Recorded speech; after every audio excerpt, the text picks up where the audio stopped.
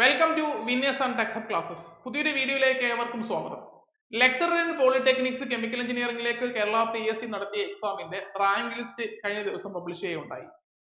Main ലിസ്റ്റിലെ 10 ഉദ്യോഗാർത്ഥികളാണ് ഉൾപ്പെടുത്തിയിരിക്കുന്നത്. അതുപോലെ സപ്ലിമെന്ററി ലിസ്റ്റും ഉൾപ്പെടുത്തിയിട്ടുണ്ട്.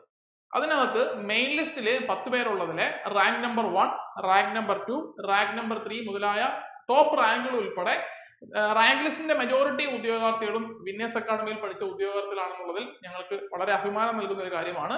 ഞങ്ങളുടെ അഭിമാനത്തിലുപരി നമ്മുടെ വിദ്യാർത്ഥികളുടെ കഷ്ടപ്പാടുകളും അവരുടെ കഴിഞ്ഞ കുറച്ച് നാളായിട്ടുള്ള ഒരു ഹാർഡ് വർക്കുമാണ് ആ റാങ്ക് ലിസ്റ്റിൽ നമുക്ക് അവരെത്തിപ്പെടാനുള്ള കാരണം എന്ന് നമുക്ക് വ്യക്തമായിട്ട് അറിയാം. നമുക്ക് ആ റാങ്ക് ലിസ്റ്റിലുള്ള ഉദ്യോഗാർത്ഥികളെ ഒന്ന് പരിചയപ്പെടാം. നമുക്ക് അതിനകത്ത് ഫസ്റ്റ് റാങ്ക് വന്നിരിക്കുന്നത് സ്നേഹപ്രിയ AV എന്ന് പറയുന്നതാണ്. നിങ്ങളൊരു PSC ഉദ്യോഗാർത്ഥി ആണെങ്കിൽ തീർച്ചയായിട്ടും നിങ്ങൾക്ക് മാതൃകയാക്കാൻ പറ്റുന്ന ഒരു ഉദ്യോഗാർത്ഥിയാണ് സ്നേഹപ്രിയ എന്ന് പറയുന്നത്. സ്നേഹപ്രിയ PCBAയിലാണ്, കെമിക്കലാണ്, ഇവരെല്ലാം കെമിക്കലാണ്, നിങ്ങൾക്ക് അറിയാമല്ലോ. കെമിക്കലിന്റെ റാങ്ക് ലിസ്റ്റ് ആണ്, ക്വാളിഫിക്കേഷൻ കെമിക്കലാണ് വരുന്നത്. സ്നേഹപ്രിയ PCBAക്ക് വേണ്ടിയിട്ടാണ് നമ്മളുമായിട്ട് ക്ലാസ്സിൽ ആദ്യമായിട്ട് ജോയിൻ ചെയ്ത് തുടങ്ങിയത്. PCBAയിൽ ഉദ്ദേശിച്ച റാങ്കിൽ എത്തപ്പെടാൻ സാധിച്ചില്ല. അവിടെ വെച്ച് അവരുടെ പഠിത്തം നിർത്താതെ വാട്ടർ അതോറിറ്റി എക്ക് വേണ്ടിയിട്ടുള്ള പ്രവർത്തനം അല്ലെങ്കിൽ അതിനുള്ള പഠിത്തം വീണ്ടും നമ്മുടെ കോഴ്സിൽ ജോയിൻ ചെയ്തിരുന്നു. വാട്ടർ അതോറിറ്റി എയുടെ മെയിൻ ലിസ്റ്റിലുണ്ട് എങ്കിൽ പോലും ഒരു മികച്ച റാങ്കോ അല്ലെങ്കിൽ ഇതുവരെയും അഡ്വൈസ് കിട്ടിയിട്ടില്ല. ആ സമയത്താണ് ലെക്ചർ സ്കൂളിലോട്ട് വന്നത്. അപ്പം നിങ്ങൾ പഠിക്കാനിരിക്കുന്ന വിദ്യാർത്ഥികൾ, നിങ്ങളിപ്പോൾ ഒരു എക്സാമിന് വേണ്ടി പ്രിപ്പയർ ചെയ്യുന്നവർക്ക് നിങ്ങൾ ഉദ്ദേശിച്ച റാങ്ക് ലിസ്റ്റിൽ എത്തപ്പെടാൻ പറ്റിയില്ലെങ്കിൽ നിങ്ങൾ അത് അവിടെ വെച്ച് കണ്ടിന്യൂഷൻ ഇല്ലാതെ നിങ്ങൾ അവിടെ സ്റ്റോപ്പ് ചെയ്ത് പോകാതെ നിങ്ങൾ വീണ്ടും അടുത്തൊരു എക്സാമിന് വേണ്ടി പ്രിപ്പയർ ചെയ്യുക. നിങ്ങളിപ്പോൾ നമ്മൾ മെജോറിറ്റി ഉദ്യോഗാർത്ഥികളും അറിയേണ്ട ഒരു കാര്യം, നിങ്ങൾ ആദ്യമായിട്ട് എഴുതുന്ന എക്സാമിനകത്ത് ചെറിയൊരു ശതമാനം ഉദ്യോഗാർത്ഥികൾ മാത്രമേ അവരുടെ ലക്ഷ്യം നേടിയെടുക്കാറുള്ളൂ. നേടിയെടുക്കുന്നവരുണ്ട്, ചെറിയൊരു ശതമാനം മാത്രമേ ഉള്ളൂ.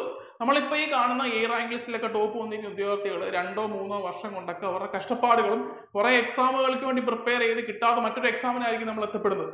അങ്ങനെയാണ് സാധാരണ പ്രിപ്പറേഷൻ ഒരു PSC ഉദ്യോഗാർത്ഥിയുടെ ഒരു ലൈഫ് സ്റ്റൈൽ എന്ന് പറയുന്നത്. നമ്മൾ എയിം ചെയ്യുന്ന എക്സാം PCBA ആണെങ്കിൽ ചിലപ്പോൾ നമ്മൾ എത്തപ്പെടുന്നത് ലെക്ചർ പൂളിലായിരിക്കും. അതിനൊരു ഉദാഹരണമാണ് റാങ്ക് നമ്പർ 1 സ്നേഹപ്രിയ എന്ന് പറയുന്നത്. അതുപോലെ തന്നെ റാങ്ക് നമ്പർ 2 റെജിനെസ്, റാങ്ക് നമ്പർ 3 ഭാവന ശശിയാണ്. പിന്നെ വന്നിട്ട് മിഞ്ചു M ആണ് സപ്ലിമെന്ററി ലിസ്റ്റിൽ ഒന്നാമത്തെ കാൻഡിഡേറ്റ് ആയിട്ട് വന്നിരിക്കുന്നത്. അതുപോലെ തന്നെ സുഷീബ, അതും റാങ്ക് നമ്പർ 1 ആണ് സപ്ലിമെന്ററി OBCയിലെ. പിന്നെ ഗീതു മോഹൻ ഉണ്ട്, സപ്ലിമെന്ററിയിലെ ഫസ്റ്റ് റാങ്ക് ആണ് വരുന്നത്. അനുഷ TA സപ്ലിമെന്ററി ലിസ്റ്റിലുള്ളവരാണ്. അതുപോലെ രേഷ്മ രവീന്ദ്രനും ശ്രീഹരിയൊക്കെ. അപ്പൊ നിങ്ങൾ അറിയേണ്ട ഒരു കാര്യം, ഇതിനകത്ത് കെമിക്കൽ എഞ്ചിനീയർ ഉദ്യോഗാർത്ഥികൾക്ക് സാധാരണ PSCയിലെ വേക്കൻസി വളരെ കുറവാണ് അല്ലെ. ഇപ്പൊ നിങ്ങൾ എപ്പോഴും നോട്ടിഫിക്കേഷൻ എത്ര വേക്കൻസി ഉണ്ട് നോക്കി പഠിക്കാൻ നിൽക്കുന്നവർക്കൊക്കെ ഉള്ള ഒരു മറുപടിയാണ് ഈ പറഞ്ഞ 2 വേക്കൻസിയാണ് അതിനകത്ത് നോട്ടിഫിക്കേഷനകത്ത് കാണിച്ചിരുന്നത്.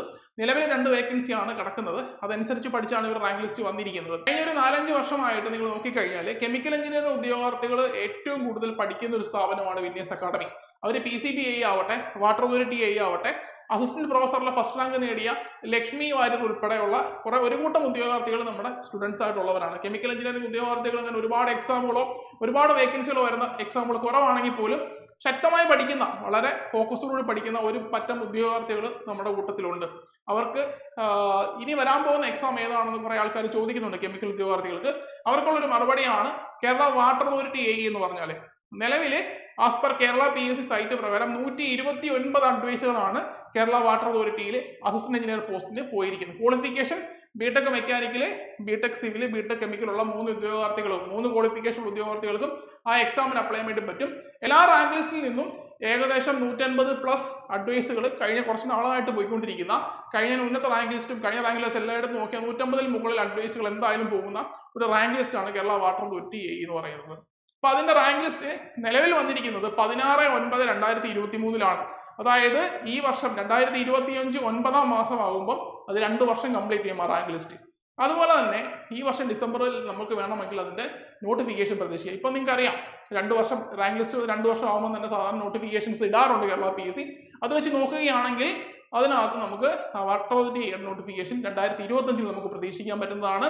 മെക്കാനിക്കൽ, കെമിക്കൽ, സിവിൽ ഉദ്യോഗാർത്ഥികളാണ് അതിന്റെ ആപ്ലിക്കൻസ് എന്നുണ്ടെങ്കിൽ തന്നെ മെക്കാനിക്കലിനും കെമിക്കൽ ഉദ്യോഗാർത്ഥികൾക്ക് വളരെ ഗോൾഡൻ ചാൻസ് ആണ് വാട്ടർ അതോറിറ്റി എന്ന് പറഞ്ഞാൽ. നമ്മുടെ കഴിഞ്ഞ വട്ടത്തെ വാട്ടർ അതോറിറ്റിക്ക് അതിന് അഡ്വൈസ് കിട്ടിയിരിക്കുന്നതിനകത്തുള്ള ആ റാങ്ക് ലിസ്റ്റിൽ മൊത്തത്തിലുള്ള കെമിക്കലുകാരുടെ 95% കെമിക്കലുകാരും നമ്മുടെ ഉദ്യോഗാർത്ഥികളായിരുന്നു. ഇപ്പം നിലവിൽ PCBA ആയിട്ടും വാട്ടർ അതോറിറ്റി ആയിട്ടും വർക്ക് ചെയ്യുന്ന കെമിക്കൽ ബാക്ക്ഗ്രൗണ്ട് ഉള്ള ഉദ്യോഗാർത്ഥികൾ ഒരു 99% നമ്മുടെ ഉദ്യോഗാർത്ഥികളായിരുന്നു.